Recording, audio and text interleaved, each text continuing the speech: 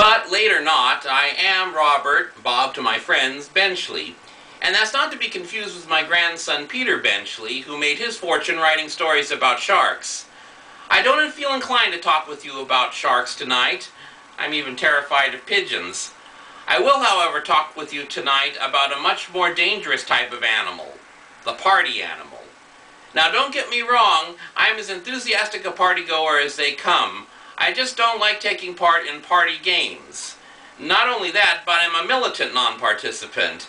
I heckle from the sidelines. I throw things at the players. Hence my nickname, Sweet Old Bob, or sometimes just the initials. Well, it was at one gathering late last summer that I picked up from a general stir among the partygoers that I was being eased out of the house. This was an indication that the gaming was about to begin. But instead of the usual trotting out of Trivial Pursuit or Cranium, I saw someone sneaking in with a tray of poker chips. They almost had me out the door when I realized what was up. "Well, so long, Bob," they said. "Good bowling to you." "What's this?" I said. "You mean you don't think I'm good enough to play poker with you?"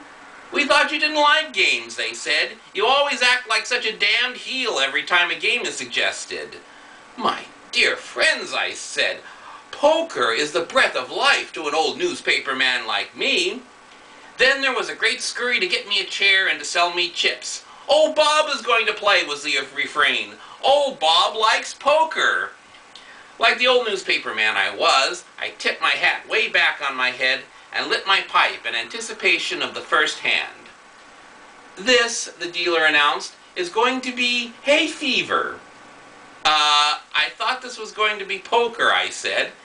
"It is poker," the dealer said. "Hay fever is 7-card stud. 3 up, 2 down, the last 2 up. 7s, 9s, and 1-eye jacks wild." Having established myself as an old poker fan, I didn't want to break down and cry all at once. So I played the hand through. I say I played it. I sat there staring at the cards, peeking up every so often to throw a bluff that I had the foggiest idea what I was doing. After 2 minutes of owlish deliberation, I disgustedly folded. The next hand was to be Whistle Up Your Windpipe, another favorite of the assembled party. Deuces, trays, and red-haired queens wild. I managed to figure out that I had actually a very nice straight, betted as I would have bet a straight in the old days, and lost royally to a royal flush. Amid the general laughter that ensued, it was explained to me that in this kind of game with so many wild cards, a straight was only going to be worth about as much as a pair of 6s in regular poker. When the deal finally came to me, I had taken off my hat, my pipe had gone out, and I had taken off my hat. Between clenched teeth, I announced, "And this, my friends, is going to be something you may not have heard of. It's going to be old-fashioned draw poker with nothing wild." I was right. They hadn't heard of it before. And what's more, they remarked that they didn't see any fun in that. However, the hand was played. Nobody had anything, at least in comparison to what they had had in the boom days, and nobody bet.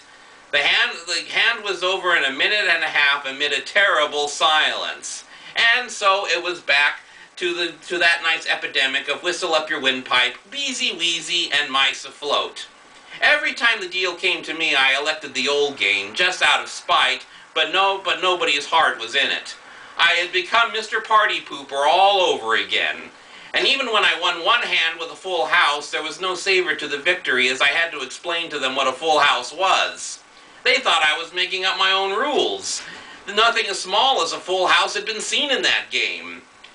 Well, this old newspaper man was taken for a grand total of $168.23 when the game broke up at 4 a.m.